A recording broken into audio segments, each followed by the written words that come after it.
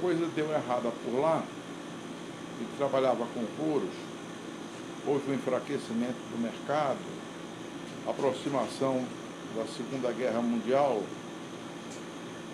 isso já foi meado de 36, 37, já havia retração de mercado, já havia uma série de fatores que desfavoreciam o negócio dele. Então ele liquidou as coisas dele e veio para Manaus. Mais ou menos a época, a década, né? Isso eu acho que foi mais ou menos em 35. Anos 35. Porque quando ele veio da Parnaíba, que era onde ele morava, ele levou o Fred para se batizar. Com 6 meses. Não tinha ninguém para fazer esse serviço lá na Parnaíba, no Piauí. Jamais pela educação dele, ele recebeu, aquilo para ele era uma preocupação. O fato de a criança, o filho já estar com 6 meses e não ter feito ainda o Brit Milá. Brit Milá. Então, chegou em Belém, foi feito o Brit Milá e ele resolveu vir para Manaus. Deixou algumas dívidas lá, não pagou tudo que ele devia. Segundo ele veio com o dinheiro dos móveis dele, das coisas da casa que ele vendeu. Chegou aqui, se instalou precariamente e trabalhou. Tu sabes dizer, Frank, por que ele não ficou em Belém? Porque os irmãos estavam aonde? Não, os irmãos estavam em Belém. Estavam em Belém. O único irmão que acompanhou ele foi o tio Abrão. O tio Abrão ficou com ele na Parnaíba. Mas quando ele saiu de lá, eu acho que o tio Abrão foi para o Ceará. Porque ele tinha casado com uma mulher do Ceará, de origem judaica também.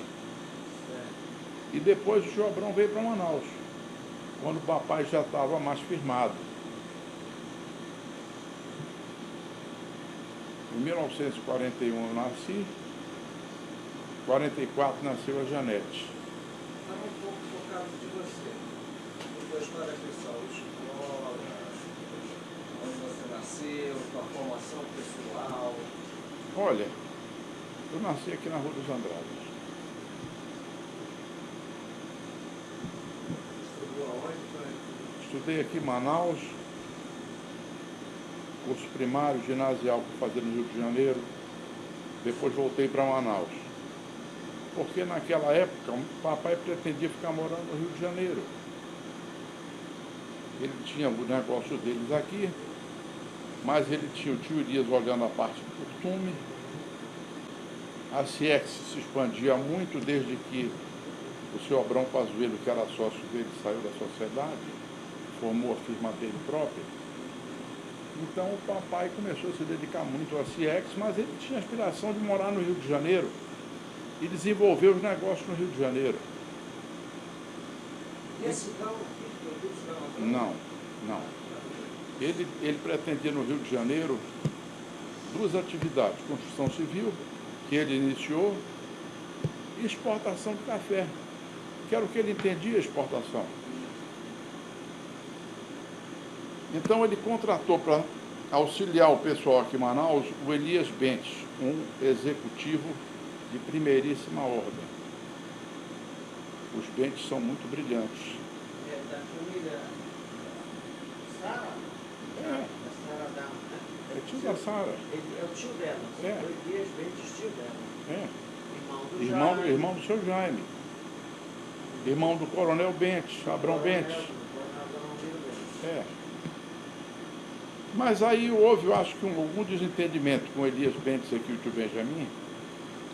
O Elias mandou uma carta para o meu pai que ele voltasse, que ele ia entregar de volta à empresa. O Elias também tinha uma promessa de participação nos negócios. Aí o papai voltou para Manaus, não ficou no Rio de Janeiro. Aí nós ficamos 4 anos no Rio de Janeiro. Depois ficamos com meus avós, pai de papai, na casa dos meus pais, na Avenida Atlântica, no Rio de Janeiro. Meus avós foram para lá. Teus avós já moravam no Rio? Moravam no Rio. Saíram de Belém? Não, eles saíram de Belém e foram para o Rio. Do Rio. É. O único que veio para Manaus era o seu Isaac? Não. O Tchotchó, ele? Não, o tio papai trouxe depois o tio Benjamin e posteriormente o tio Elias. Papai educou vários irmãos. Tio Pepe, tio Elias, tio Benjamin. Tio Elias era engenheiro químico, tio Pepe foi médico. Ah, essa já era uma geração, aquela geração com a bolacha dos primeiros profissionais liberais já, né? Eram, Dos anos 40. eram. Então o tio Elias veio trabalhar no Curtume, que era exatamente no ramo dele. Parte de química e tal. O Curtume se desenvolveu muito. Segundo meu pai, era um dos melhores negócios do Amazonas.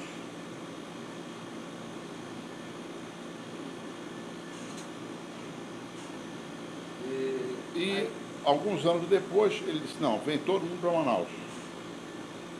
Aí nós voltamos para Manaus. Aí eu vim fazer faculdade aqui em Manaus. Nós conhecemos um professor. Saul foi meu professor. Estou falando dele, está brincando, porque eu me lembrou, ele não sabia. Ele falou, não, por isso que vai entrevistar o meu aluno amanhã, não sei o que. É. Saul foi meu professor, um grande professor. O Saul é um camarada formidável, eu gosto muito dele. Não, mas deixa a gente muito à vontade. A entrevista dele foi muito interessante, porque ele tem história também e ele não tem muita marca. É verdade. O gosto do meu pai era que eu fosse estudar nos Estados Unidos. Mas eu não queria sair de Manaus. E comecei a trabalhar na faculdade trabalhando.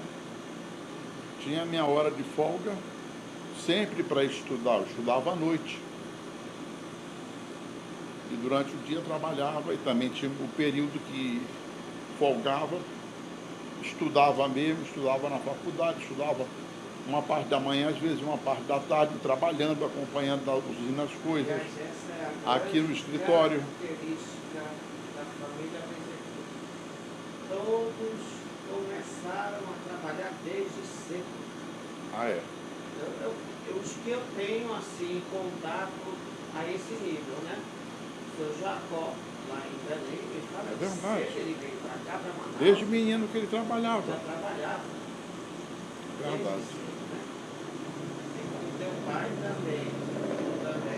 É interessante. Porque assim, seria essa uma característica que designaria esse grupo de essa família, esse grupo familiar? Olha, Assim, qual é a grande característica da história da minha família até esse momento? Se fosse feita essa pergunta para você. olha, meu pai se caracterizou pelo trabalho, pela educação.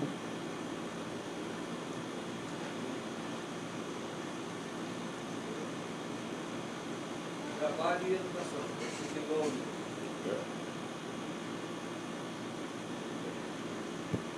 Nos períodos de férias, ele queria que eu fosse estudar nos Estados Unidos. Aliás, queria que eu fosse para lá. Mas como eu não queria ir, eu passava um período lá no escritório do meu tio Bernardo, casado com a irmã dele. E era uma espécie de trainee lá, acompanhando os negócios, como os negócios se desenvolviam, como as coisas aconteciam nos Estados Unidos, visitava fábricas. O grande mercado consumidor dos minerais Estados Unidos sempre é o maior mercado. Não, o maior mercado, eu diria que era o europeu, em segundo lugar o americano. Depois a coisa se inverteu.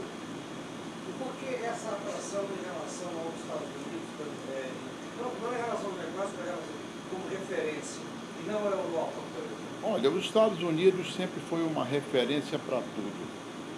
O americano é muito prático, o americano, eu diria que tem o melhor ensino do mundo, haja vista que você vê aqui os japoneses, os chineses, os coreanos, todos eles mandando os filhos estudarem nos Estados Unidos.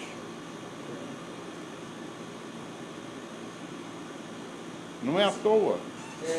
Existe uma tendência da elite intelectual, cultural, aqui no Amazonas, que está voltada para esse polo? Eu diria que sim. Mais do que no Sudeste? Eu diria que sim. Eu acho que cada vez mais alunos nossos vão para os Estados Unidos para estudar. Você vê muita gente lá. Pelo menos da minha família, já foram 2 filhos do Jaime com a Anne. David já mandou um. E está mandando o outro agora. E não é de hoje isso, na tua época já era assim. E eu pessoalmente mandei o Davis e mandei a Ellen. Mais do que o próprio Sudeste brasileiro. É uma formação especial. Uma das visitas que eu fiz a Ellen nos Estados Unidos, eu fui à biblioteca da faculdade onde ela estudava. Rapaz, eu fiquei impressionado com a informatização, com a facilidade de pesquisa, coisa que nós não tínhamos e não sei se hoje já temos aqui. Então, a possibilidade de você se desenvolver num país desses, com essas condições, é um diferencial? É um diferencial muito grande. É a ideia que eu tinha. Eu, particularmente, eu tinha parado para pensar nisso, que há uma elite aqui no Norte, que está voltada para o hemisfério norte, Não há mais do dúvida. que a elite do Sudeste, e que está usufruindo disso. Tá? Alguns sabem bem usufruir e outros menos. E a sensação que eu tinha aqui como historiador é que parece que esse grupo, né, de liderança lidera também em uma das questões Exatamente. que torna isso ser Exatamente. de ordem de liderança, é esse olhar, esse aproveitamento. Esse aproveitamento. Você acredita que outros grupos, outros que não judeus também fazem, aqui da elite intelectual, fazem esse tipo de aproveitamento também? Eu acho que sim. Eu acho que sim. Eu acho que em questão de educação, o judeu se destaca das outras pessoas, porque ele sempre olha para a educação com outros olhos. Quer seja aqui em Manaus, quer seja no Rio de Janeiro, quer seja nos Estados Unidos, você vê a quantidade de prêmios Nobel ganhos em relação ao número de pessoas. Judeu é um número ínfimo no mundo inteiro. No entanto, a quantidade de prêmios Nobel que existe é muito grande. Talvez não seja a maioria, mas em relação à proporção é a maioria. Tem uma lógica histórica. Então, voltando à questão da família Bezerquim, então essa é uma forte ênfase da família Bezerquim, no que eu entendeu. Não há dúvida alguma.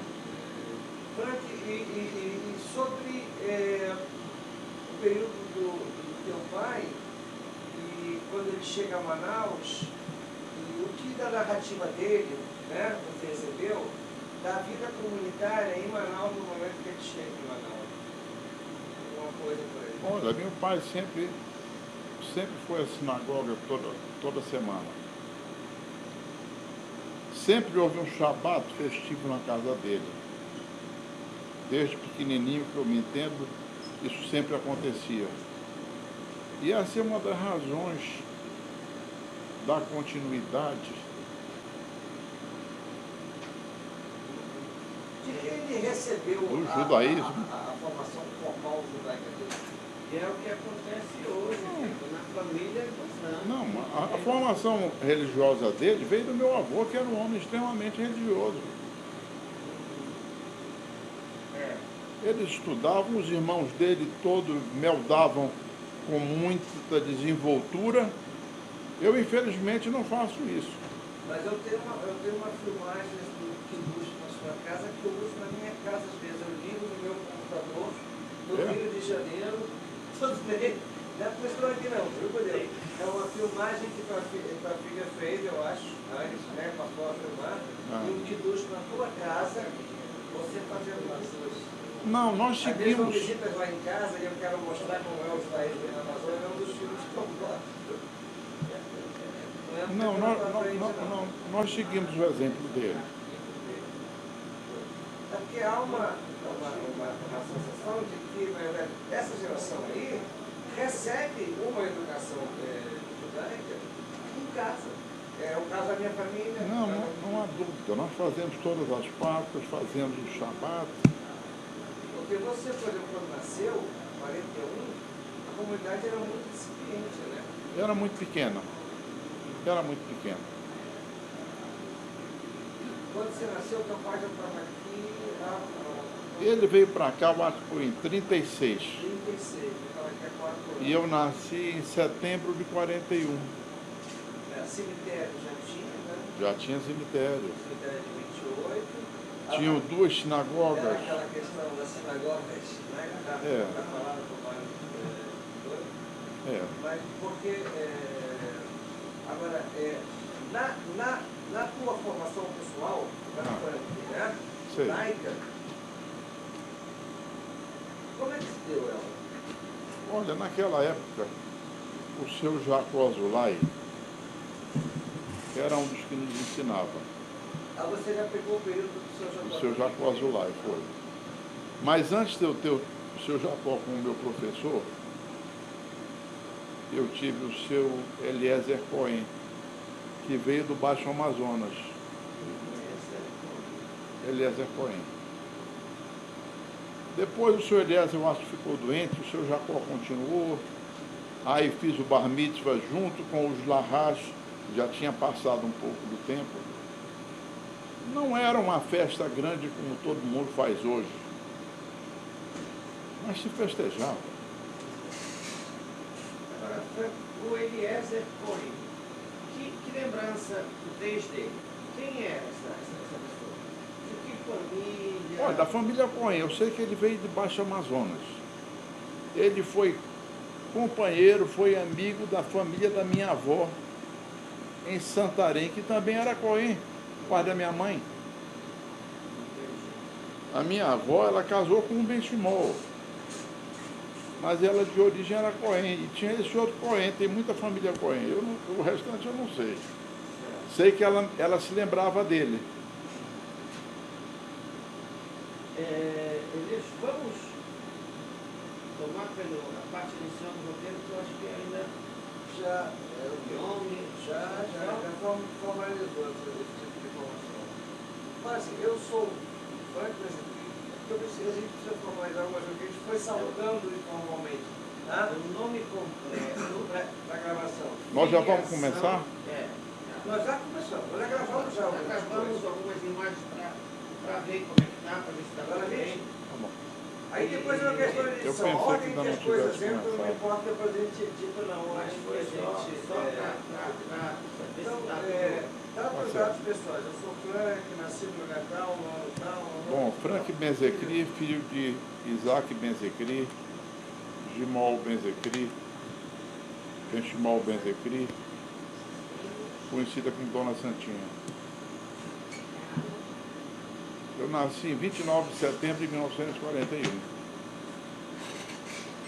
Nasci aqui na Rua dos Andradas, onde hoje funciona a Casa dos Colchões. Eu acho que com 2 anos de idade aproximadamente, nós nos mudamos para a Casa da Ferreira Pena, que é uma casa muito bonita e é onde nasceu a Janete, minha irmã, um ano depois. Estudei curso primário em Manaus, secundário no Rio, faculdade em Manaus, faculdade de Economia. Desde cedo, comecei a trabalhar com meu pai. Conforme eu disse, o desejo dele era que eu estudasse fora, fosse para os Estados Unidos, eu não queria. Mas assim mesmo passei 2 vezes temporada, cerca de 3 meses, nos Estados Unidos, lá no escritório do meu tio como trainee, aprendendo visitando fábricas, coisas que foram muito úteis para o desenvolvimento do nosso negócio posteriormente. Em 1963, em dezembro, me casei. Clei Benzecri. 9...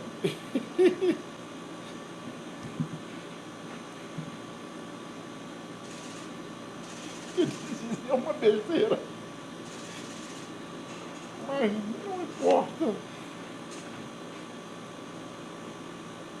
9 meses depois, nasceu David.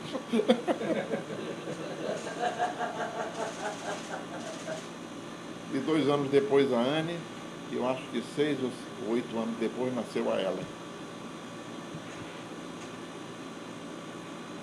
Perfeitamente. Tu tens qual a tua lembrança da questão, tu já falaste um pouquinho antes, tá? Da questão imigração. Quem chegou primeiro, né?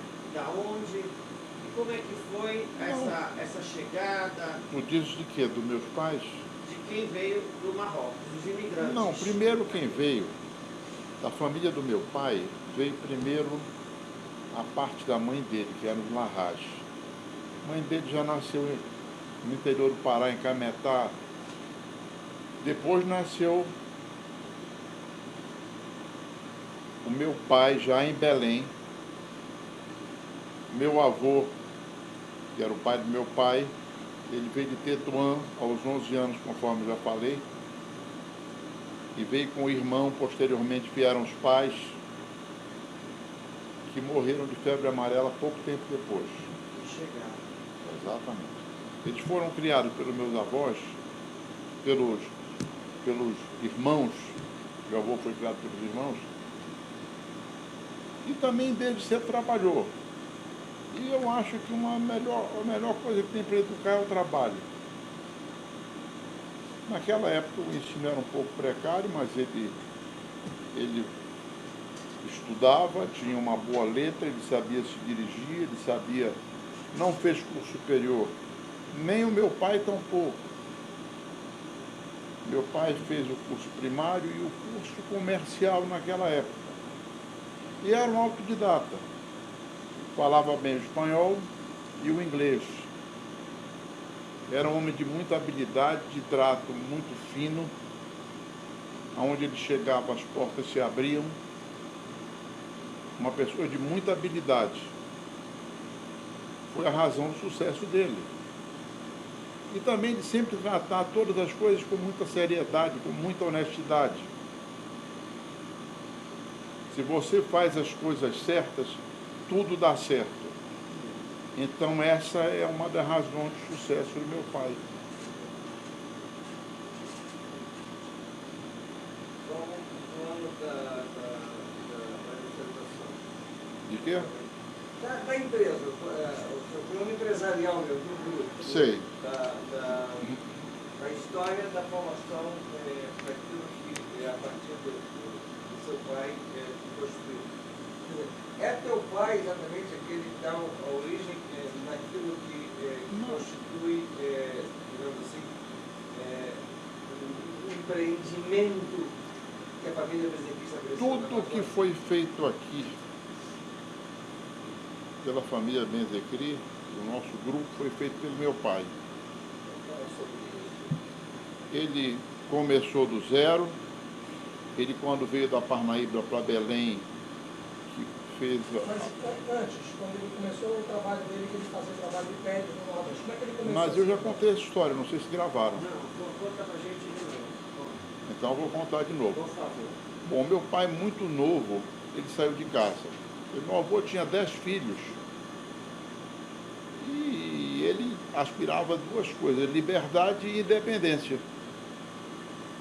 Então ele queria ser independente financeiramente. Então ele trabalhava, nunca esquecendo da família, sempre ajudou a família, ajudou a todos. Então, em certa ocasião, ele achava que tinha mais oportunidade no Nordeste. Foi para o Nordeste, trabalhava com peles no Nordeste, ganhou um bom dinheiro, mas em certa ocasião, quando se aproximou a Segunda Guerra Mundial, houve uma retração dos mercados, ele ficou estocado com uma quantidade grande de peles, ele teve que vender com prejuízo, e ele resolveu liquidar o negócio no Nordeste, vir para Belém, onde foi feita a Britney lá do Fred, meu irmão, já com 6 meses, e de lá veio para Manaus, com muito pouco, deixando algumas dívidas, não eram muitas, mas ele deixou. E ele se dizia muito de forma muito feliz que em um ano ele pagou todos os amigos dele que acreditaram nele, lá na Parnaíba.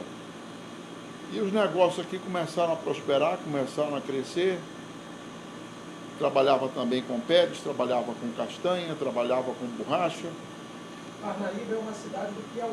É uma cidade do Piauí. É uma cidadezinha onde o Fred nasceu. O Fred nasceu em dezembro de 35, né? 35, é. É, o Fred. Dezembro de 35. E qual é a primeira empresa? Mas ele quando veio para cá também, além dos coros, ele tinha 2 outras atividades de representação. Ele representava a Philips e a Willis Overland. E depois, com dificuldade de importação, essas coisas todas, ele largou e passou a se dedicar à usina de castanha, que ele já tinha construído, ao curtume, que estava se desenvolvendo. Ele se associou a um senhor argentino, também de origem judaica, e o curtume cresceu muito. Estamos falando do Quem era o senhor argentino, pai? Seu Marcelo Grossi. Ah, o senhor Marcelo Grossi. O curtume tinha um nome, não? Era o curtume. Como é? Como era o nome do curtume? Curtume Magro Limitada. E o crocodilo, pai? O curtume crocodilo. Era quando era só do papai, Mas era antes do mago. antes do Magro. Pois é. Quando ele se associou com o Virou o curtume mago. virou Curtume Magro, que já era uma marca muito conhecida, porque o seu Marcelo Grossi, ele era um argentino de origem polonesa. Ele era um técnico muito experiente em couros.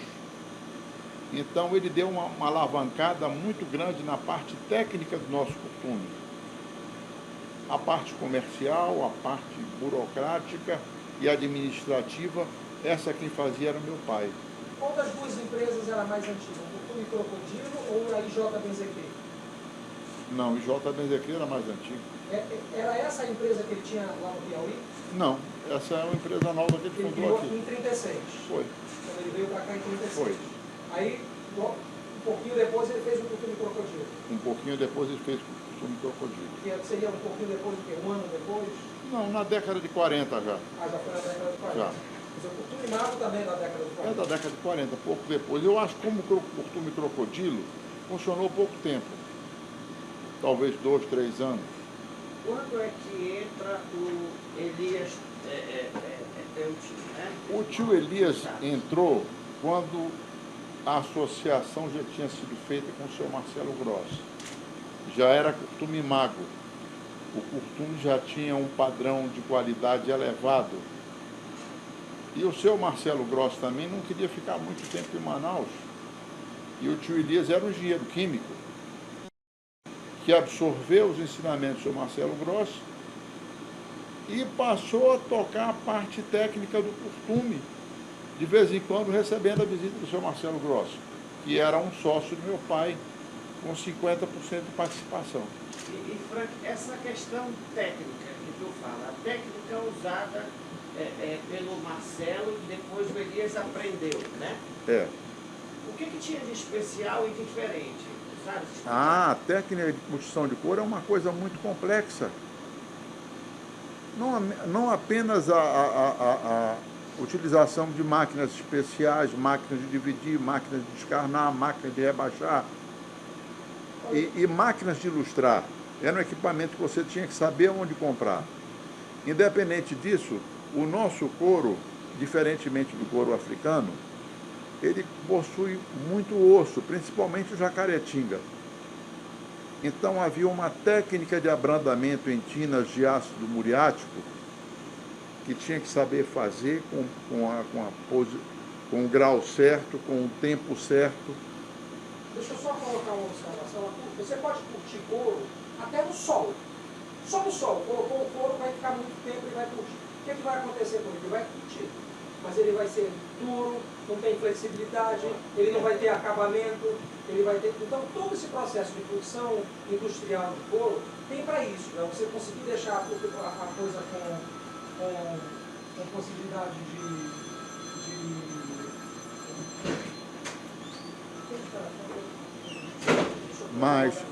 Mas a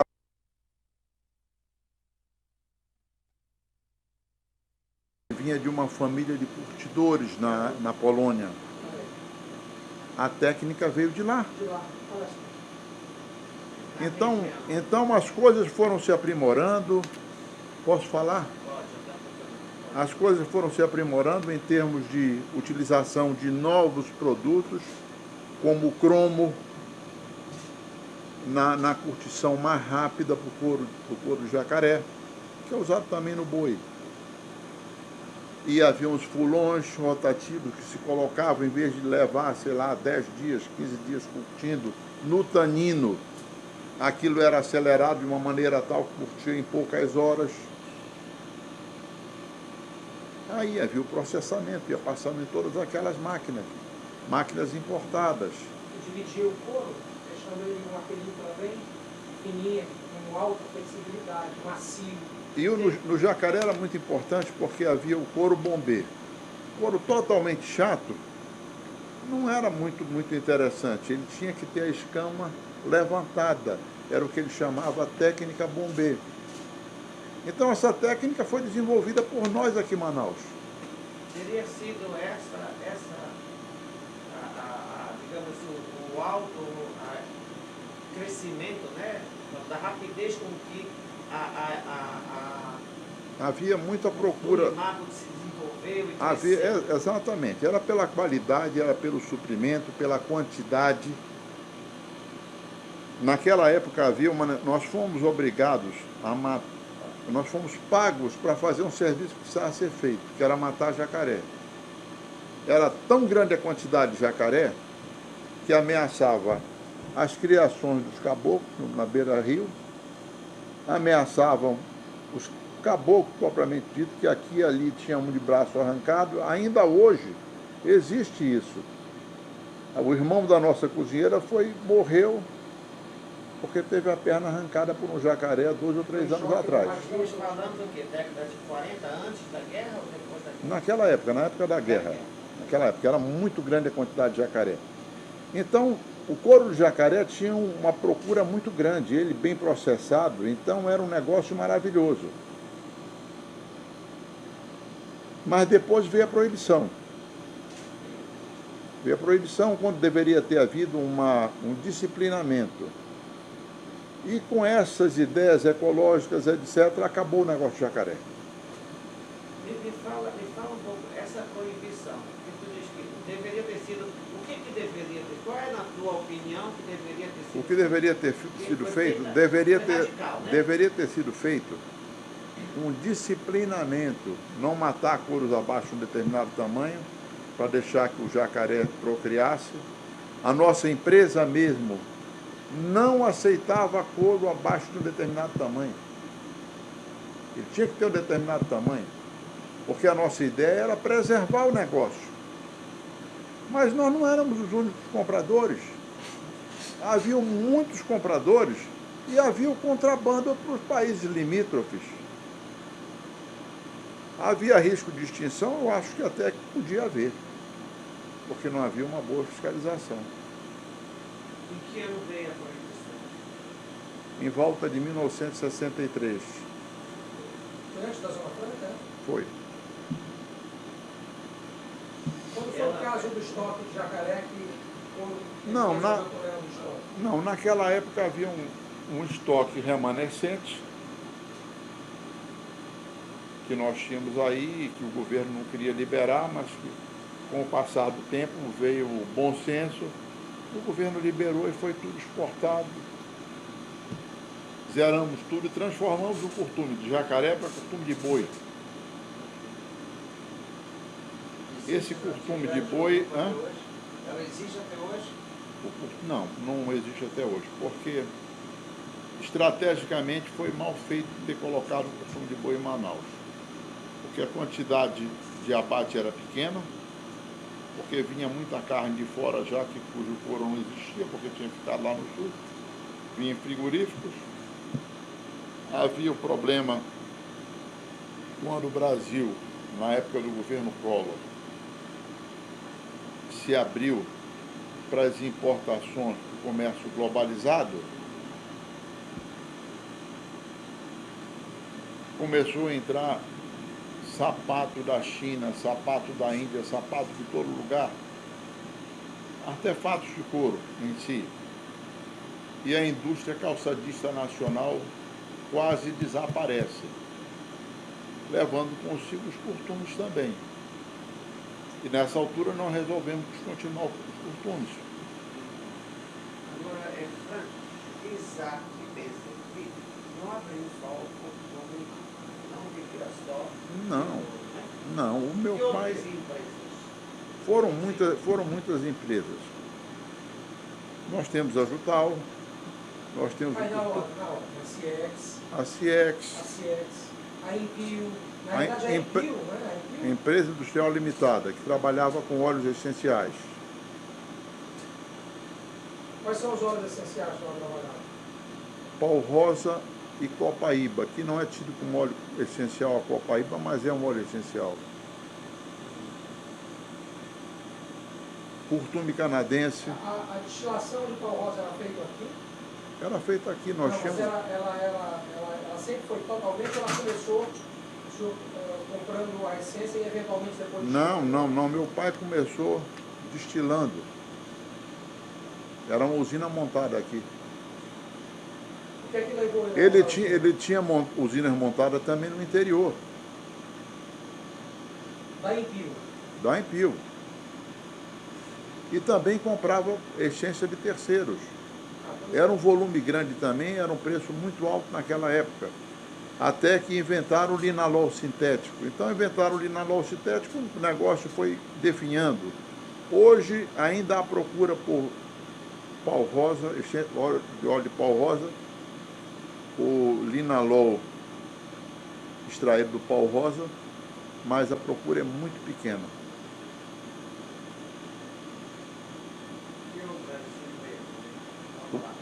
Como é que é? Depois dessa empresa de que ano? Meu pai trabalhou também com borracha. A Ciex tinha um leque de atividades. Era borracha, era castanha, era cumaru, balata, todos os tipos de goma. Principalmente a sorva, que foi um negócio muito grande, que durou de 1962 como produto industrializado até 1991. Foi quando eles substituíram as gomas naturais por gomas sintéticas também nos Estados Unidos. Um dos principais compradores era o grupo do Wrigley, que era uma das maiores empresas americanas naquela época, e que tinha uma empresa só dedicada à fabricação de base para eles, que era quem comprava da gente. Nós recebíamos visitas dos diretores do Wrigley. concorrência nesse mercado? Teve outros negócios pequenos. Teve negócio de timbó. Tivemos negócio de importação. Era importação de ferro e de cimento. E também de material de construção de modo geral. E que nós desativamos. Tivemos lojas de Zona Franca, que era o David que tocava, o Fred, meu irmão. Eu me lembro de algum. Qual é o carro-chefe industrial do grupo? Eu hoje diria que é a parte de juta. A juta hoje? É. Boa. A questão Fiação intercelar de juta. da proibição, então vocês... Fiação intercelar de juta e as usinas de castanha. No Jacaré, vocês eram Qual é o posicionamento do mercado de vocês na questão O jacaré, nós éramos os maiores curtidores de jacaré do mundo. Não havia nenhum curtume do tamanho do nosso e com a capacidade do nosso. Essa proibição existe até hoje? A proibição existe, mas hoje está flexibilizado um pouco Para animais de cativeiro. para animais de cativeiro. Mas o que acontece, há uma força ecológica muito grande nos países que consumiam, que procuravam pelo jacaré. E hoje ninguém quer comprar mais nenhuma pele de fantasia, né? Nada de jacaré, nada que eles achem que seja uma ameaça ao sistema ecológico. Hoje você não encontra mais. Em termos comparativos, se é possível fazer, ajuntar o hoje e o futuro em termos relativos de porte de negócio, ou seja, o posicionamento que vocês tinham do grupo empresarial quando vocês eram curtidores de jacaré e hoje como juntal, que tipo de comparação você faz? Não, eu acho que naquela... É muito diferente, é muito difícil fazer uma comparação dessas. Mas eu acho que naquela época as margens eram muito maiores. Apesar da Jutal ser uma das poucas empresas brasileiras que restaram na atividade, eu diria que hoje tem uma empresa em Belém, aliás, em Castanhal.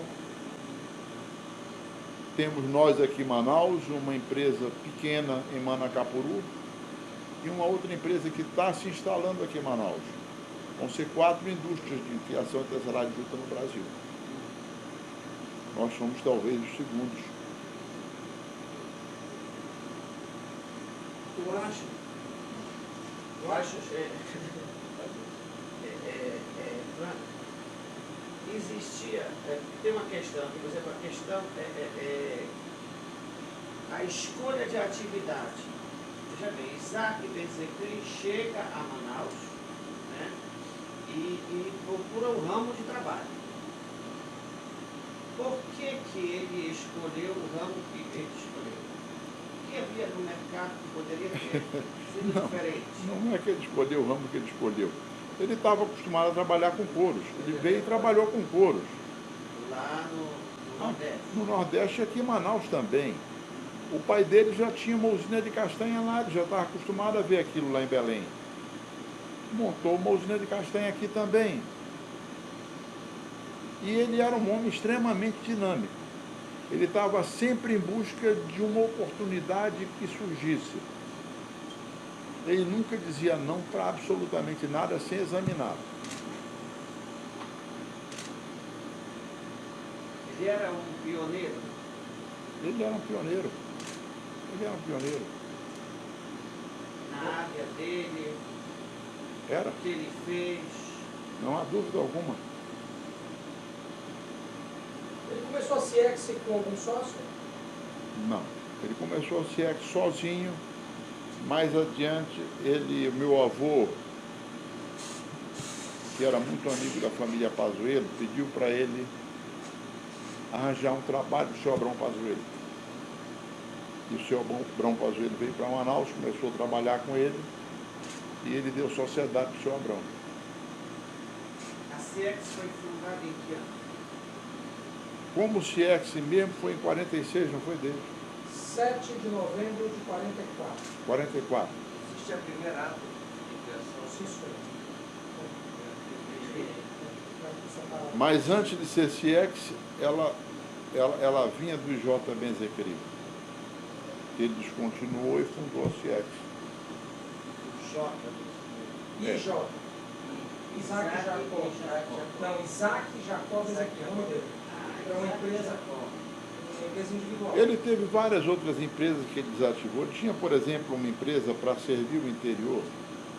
Era a Sociedade de Aviamentos Limitada. Trabalhou um bocado de tempo aquilo ali, até um dia que achava que não dava mais, encerrou. Vendia o quê? Arroz, açúcar, esse negócio? Olha, quem pode dizer, o Jacó conheceu mais, o pai dele trabalhava ali. Aviamento, né? Era aviamentos.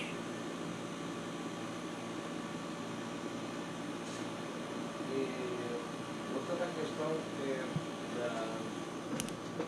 da preponderância e não preponderância, a gente trata nesse trabalho de um recorte, né, a gente fala, da economia do Amazonas, que não ia ser outra coisa, senão ainda o que a gente está chamando de industrialização num determinado momento da história da formação do Amazonas, um recorte dessa história. A gente queria ouvir você, não mais agora, especificamente sobre o grupo Desequilíbrio, mas sobre esse primeiro momento que a gente está chamando de início, gênese da industrialização, ou seja, da economia amazônica. O que você diria sobre esses primeiros anos, né? E do papel do elemento étnico judaico nessa configuração, nessa coisa da economia amazonense? Olha, eu diria o seguinte, tudo é dinâmico no mundo. E a economia, mais do que tudo, é dinâmica também. Tudo tem início, tem fim. Toda empresa, ela nasce, ela se desenvolve, ela define e ela desaparece. E sempre surge uma atividade nova. Com o início da Zona Franca de Manaus, vieram para Manaus muitas pessoas, muitas de origem judaica, trabalhar na indústria. E ainda hoje permanecem. E vieram também muitos judeus que vieram trabalhar no comércio propriamente dito. E que trabalharam, que ganharam muito dinheiro, e quando surgiu a concorrência lá do sul do país, com contrabandos, com aquele Porto Stroessner, aquela coisa toda, e dificultou a vida deles, muitos se mudaram para o sul, foram trabalhar por lá, outros largaram a atividade e outros continuaram na indústria até hoje.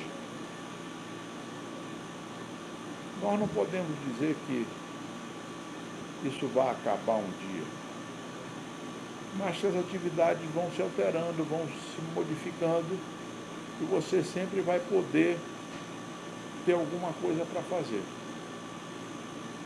Mas o senhor acha que o fato de ser judeu influenciou alguma coisa como esse instinto de pioneirismo ou a vontade de ficar se meter num buraco? Porque Manaus, na década de 30, imagina o que era isso. Não, mas era um buraco. Eu acho que o judeu tem um espírito pioneiro e sempre provou ser assim.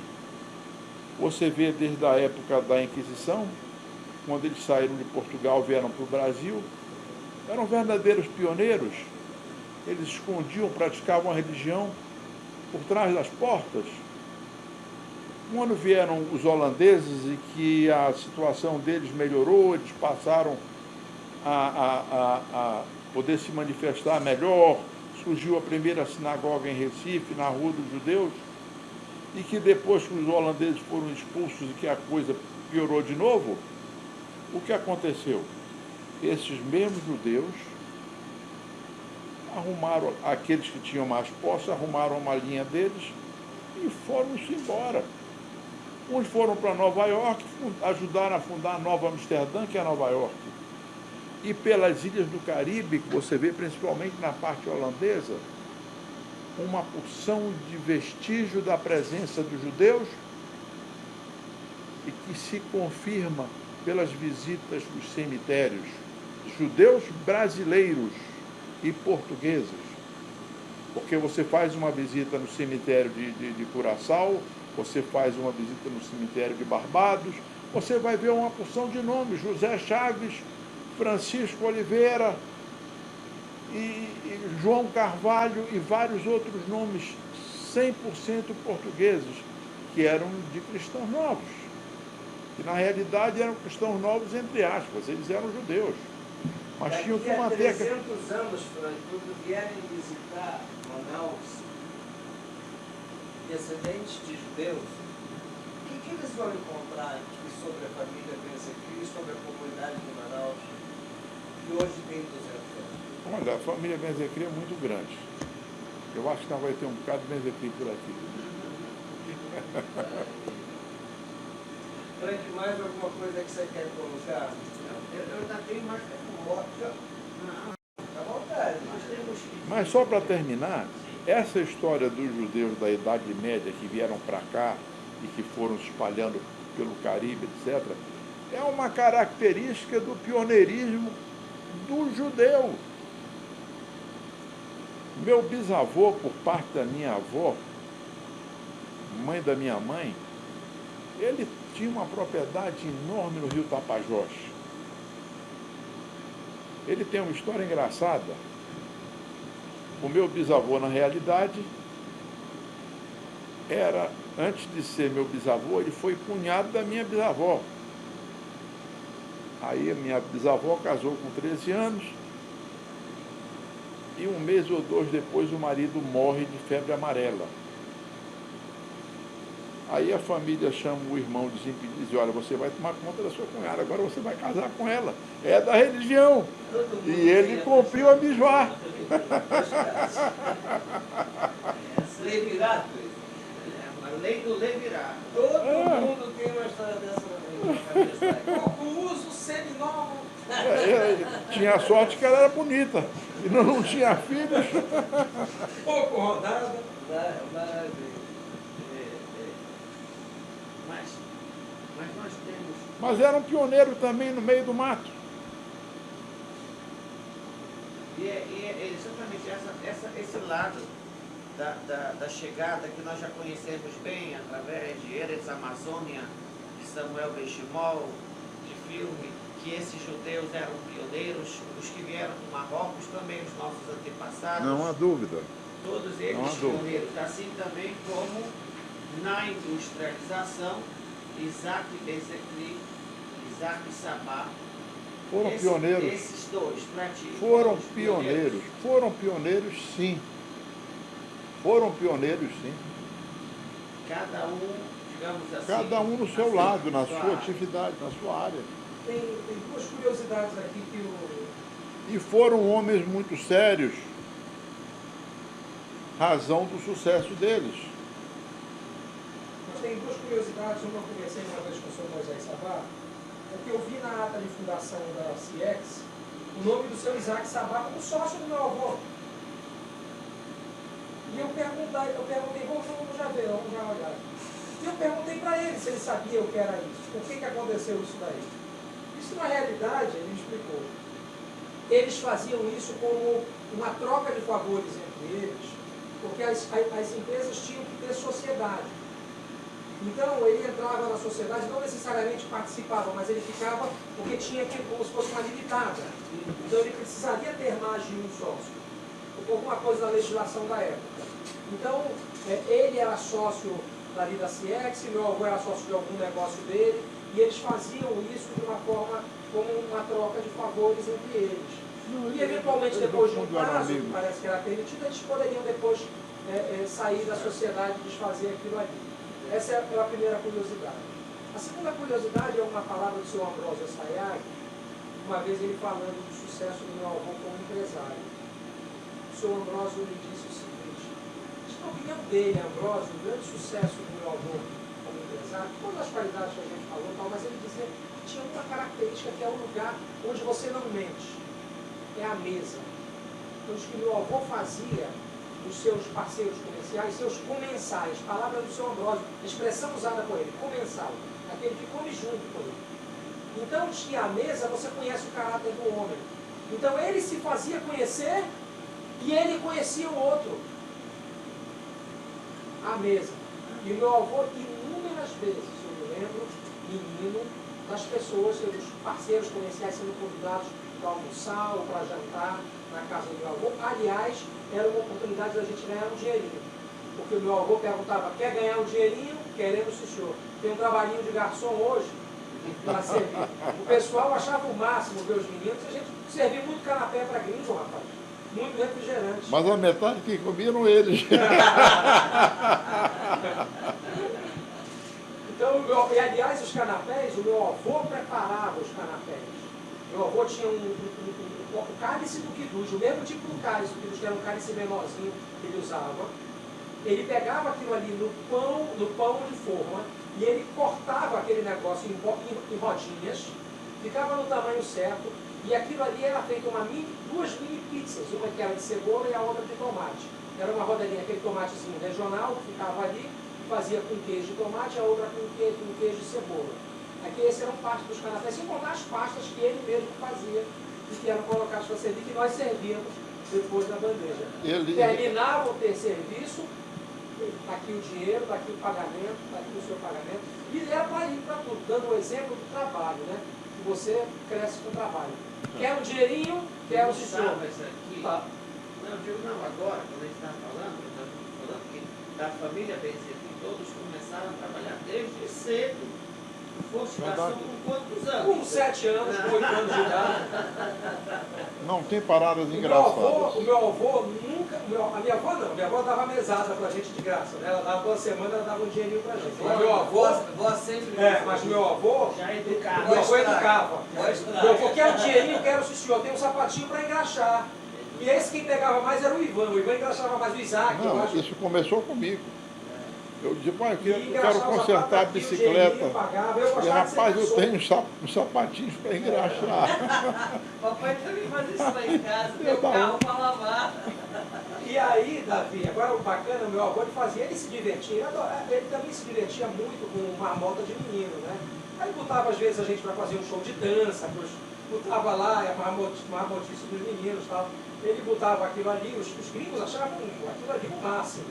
Né? Aliás, salvo engano, foi um neto de um parceiro desse do meu avô que lembra de alguma coisa, não sei se foi o filho do Nog, ou um dos que comentaram que lembram da gente pequeno servindo. O pessoal que vindo aqui, a gente servindo com a bandejinha. Franco, Diga. Isaac e Santinho se casaram aonde e quem foi que fez o casamento? Olha, eles se casaram em Belém. Tem a fotografia do casamento deles. Mas eu não lembro, não sei quem foi. Celebrante, você não tem. Tem aqui Tubá no casamento dos pais? Olha, eu não tenho. Talvez o Janete tenha. É. E em que ano? Foi 35. 35.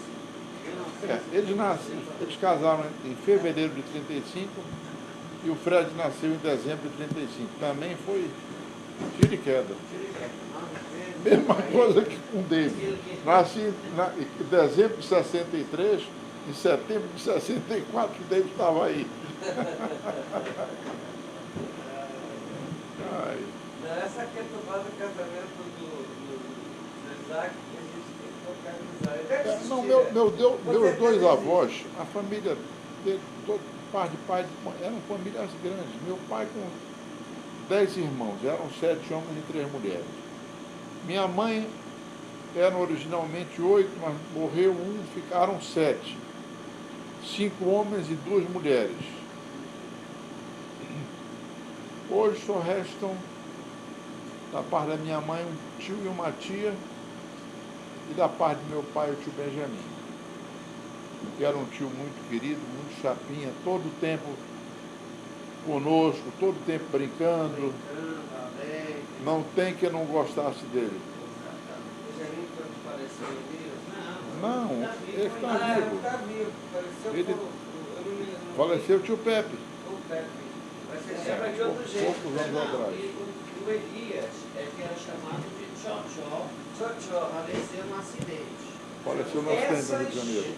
São as cotas, são as ações originais da CIEX S.A. Quantos milhões isso daí vale? Tá? Então aqui valia 1.351.000 cruzeiros naquela época. E aqui atrás, em cada uma dessas ações, tem a data, na realidade, 7 de novembro de 44, que a gente maior, foi o dia que registraram na junta. Meu avô gostava de sempre começar as coisas no início, né? Tinha algumas coisas. Começava no início, que era, o 1 era muito bom e o 5 também, por razões óbvias, né? A gente sabe. Então a CIEX, na verdade, foi criada em 1º de novembro de 44. O registro dela na junta, que foi 7 de novembro, está aqui Está atrás em dessa. cada uma das ações. Mas Cada o registro oficial vai estar na junta, né? O registro está aqui. Vai então. Não, então tirar foto aí. Eu tenho uma cópia, eu não tenho hoje. Não. É uma cópia que eu tirando por alto que Fica com xerox. tem algumas coisas. Instituto Ela Brasil foi Estados criada em Unidos, 1º de novembro, dia 13 que agora é de Instituto em Cultural Brasil Curitiba, Estados dia Unidos. 7 registraram. ele comprou várias bolsas e doou. Ele, Moisés Israel, eu não sabia disso. Mas tem por É. aqui.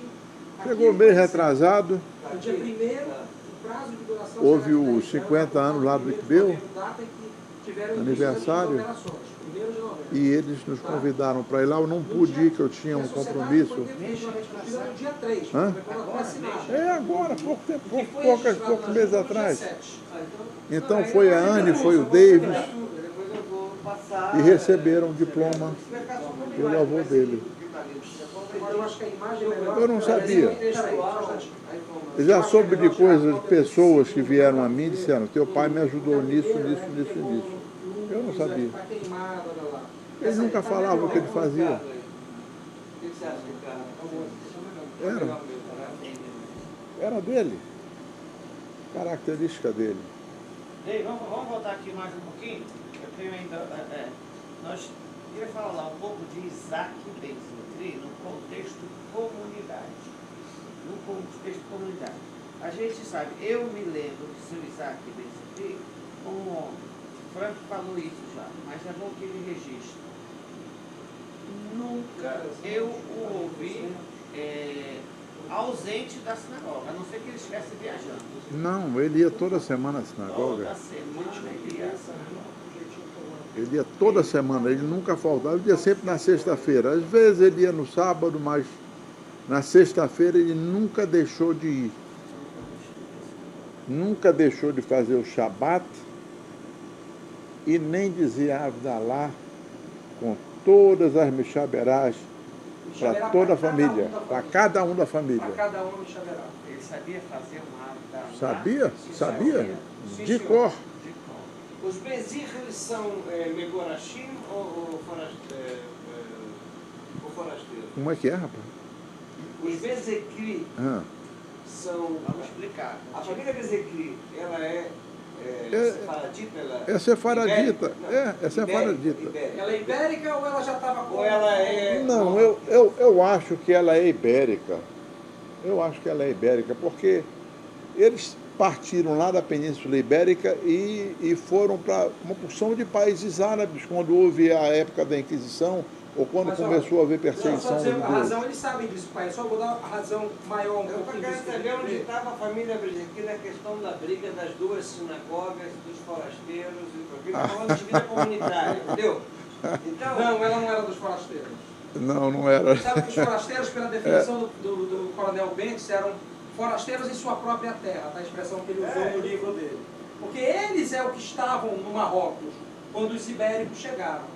Só que eles são judeus, a expressão dele também, que se berberizaram, né? Eles se transformaram, eles conviveram com os árabes e ficaram árabes judeus, com hábitos e com nível de escolaridade mais baixo do que aqueles que chegaram da Península Ibérica, em que muitos deles eram pessoas extremamente sofisticadas até. eu sei. Ironicamente, Eram os cham- judeus que Eles vieram, vieram da de fora. Espanha, que são os expulsos, né? Que É. são os expulsos, Chamavam aqueles de forasteiros. chamavam os locais, os nativos, forasteiros. de forasteiros. É. tamanho abuso. Então, aqui existiam duas sinagogas, e essa era a repetição dessa diferenciação, né? Então, o seu Isaac Bezekri, qual dessas duas Ele era de sinagogas Tanger, ele frequentou? Não, de Tanger era a família da minha mãe. Ah, mãe. É a minha mãe. O meu avô, o pai da minha mãe, Isaac Ben-Shimol, Isaac Arão Ben-Shimol era de Tânger. Ainda hoje, ainda tem Ben-Shimol dele lá em Tânger. E da parte do teu pai, era de Tetuã. Tetuã, ele tinha falado. Ele falou no início. Então nessa questão aqui, tu sabe com essa nota que tu ia Os de procurar? Tânger eram os mais cultos, os mais... Quando você nasceu, ou os primeiros anos que você lembra aí da sinagoga, a que sinagoga você ia aqui, Madão? Da Ramos Ferreira.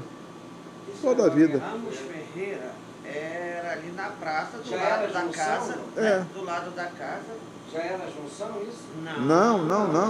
Ele é de 40? 41. A junção Sou de A junção 41. acontece nos anos 40, depois da Segunda Não, Guerra. a junção aparece já nos anos 60, eu Sim, acho a que construção não foi- tem, mas a junção mesmo... quando da as duas junção- sinagogas se juntaram, foi no início dos anos 60. Ah, já nos anos 60? É. A construção dessa atual sinagoga que faz a junção. Que faz a junção Ah, das só é duas. feita a junção com a construção do templo? Com a construção do templo, Eu tinha exatamente. entendido que eu tinha uma Não, leitura que não. já haviam juntado antes Não. da construção da sinagoga atual. Frank não, né? Sabe disso, né? Sei disso.